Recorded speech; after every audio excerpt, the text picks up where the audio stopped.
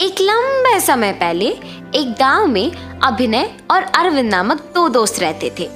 अभिनय बहुत लालची था और हमेशा सब कुछ उसके ही इच्छा के अनुसार हो ऐसे सोचता था। अरविंद बहुत अच्छा इंसान था, वो स्थितियों के अनुसार व्यवहार करता था। अभिनय और अरविंद दोनों साथ में प्याज का व्यापार करते थे। जो प्याज वो बेचते थे उनको वो प्याज की खेती करने वाले किसान से कम पैसे देकर ज्यादा मात्रा में खरीद के दाम बढ़ा के बेचते थे। प्याज, ताजा ताजा प्याज ले लो भाई, ले लो, ऐसे जोर से चिल्ला के अभिनय और अरविंद प्याज बेच रहे थे जब एक आदमी प्याज खरीदने उनके दुकान आता है। 1 किलो प्याज कितना है बाबू? 50 रुपए भाई साहब। अरे, प्याज का दाम बढ़ गया क्या? हाँ जी, बढ़ गया। मैं 5 किलो प्याज लूंगा, 40 में दे दोगे? ठीक है, लीजिए। ये क्या बात हुई अरविंद? तुमने 40 रुपए में हाँ कह दिया। तुम कुछ नहीं जानते हो, मैं बात करता हूँ, रुको। भाई साहब, आप 10 भी किलो ले लेंगे तो भी 40 रुपए के दाम पे प्याज नहीं बेचेंगे हम, हमारा नुकसान होगा। अब आपकी मर्जी। अभिनय के कठोर तरीके से बात करने के कारण वो आदमी वहां से चला जाता है। अरे अभिनय, हमारे पैसे तो हमें मिल रहे थे ना, तो तुमने उस आदमी से ऐसे क्यों बात किया? अगर एक आदमी को इतने दाम पे बेच दिए तो उसे भी एक के बाद एक हमारे पास इसी दाम से खरीदने आएंगे। हमें खरीदे हुए पैसों से ज्यादा दाम के लिए बेचना होगा, वरना हमारा नुकसान होगा। कल देखना, वही आदमी हमारे पास आएगा इसी दाम से खरीदने। तुम ज्यादा मत सोचो। अभिनय की बातें सुनकर अरविंद कुछ नहीं कहता है और अगले दिन अभिनय के बात के अनुसार वो आदमी लौट के दुकान आता है प्याज खरीदने। ठीक है, तुम्हारे ही दाम पे 5 किलो के प्याज दे दो। और अभिनय प्याज दे के पैसे लेता है।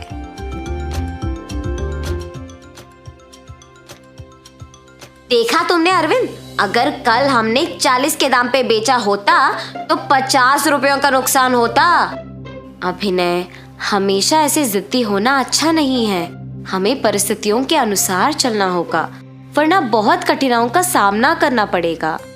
है, तुम्हारे कहे के प्रकार करेंगे तो सिर्फ नुकसान मिलेगा।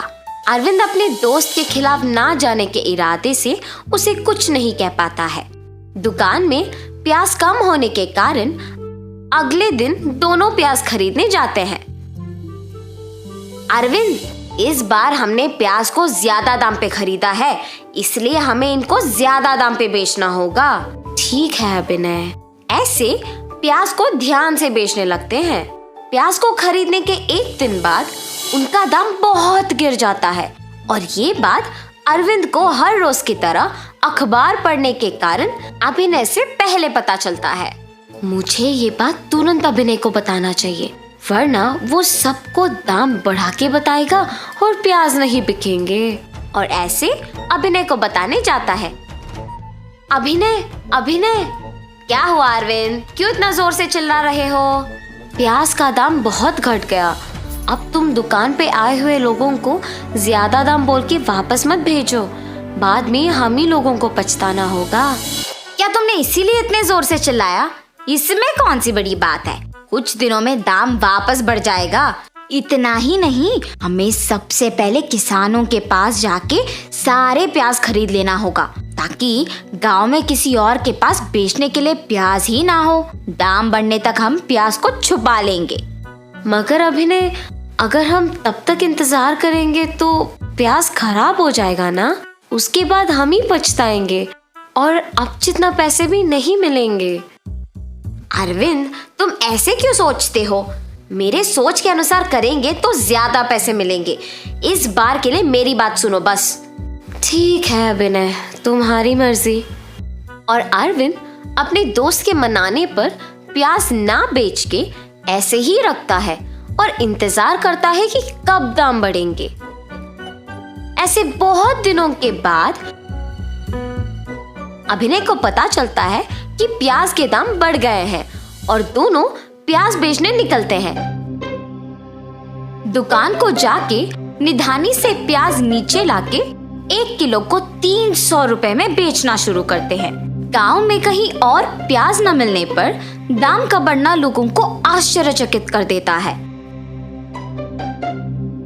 लोगों को प्याज की जरूरत है और कोई चारा ना होने पर वो 1 किलो के 300 रुपए दे के खरीदते हैं। इसके कारण अभिनय और अरविंद के व्यापार में बहुत लाभ होता है।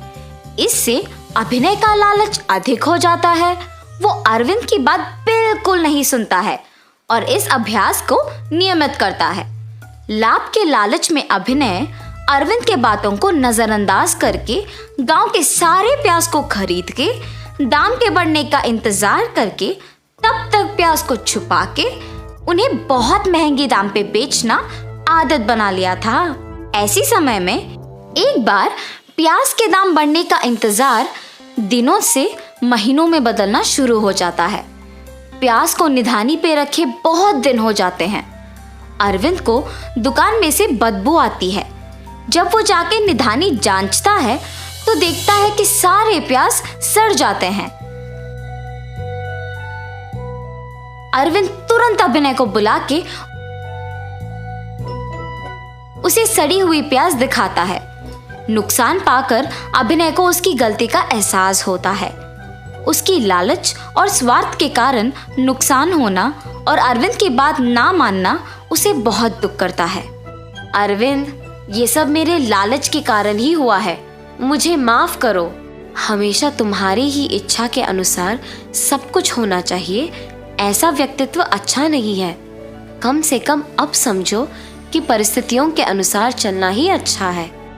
हाँ अरविंद, हमें पता नहीं कि कब हमारी स्थिति बदलेगी, इसीलिए उनके ही अनुसार चलना भला है।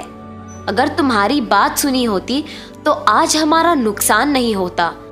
मुझे लालची नहीं होना था, अब आगे ऐसे कभी नहीं होगा। तुम्हें अपनी गलती का एहसास हो गया ना, मुझे सिर्फ इतना काफी है। जो हो गया सो हो गया, अब से हम ध्यान रखेंगे।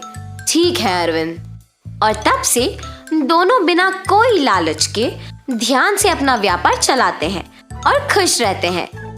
तो इस कहानी से हमने क्या सीखा? सब कुछ हमारे इच्छा के अनुसार चलाने का जिद करना अच्छा नहीं है। परिस्थितियों के अनुसार अपना व्यवहार बदलना चाहिए।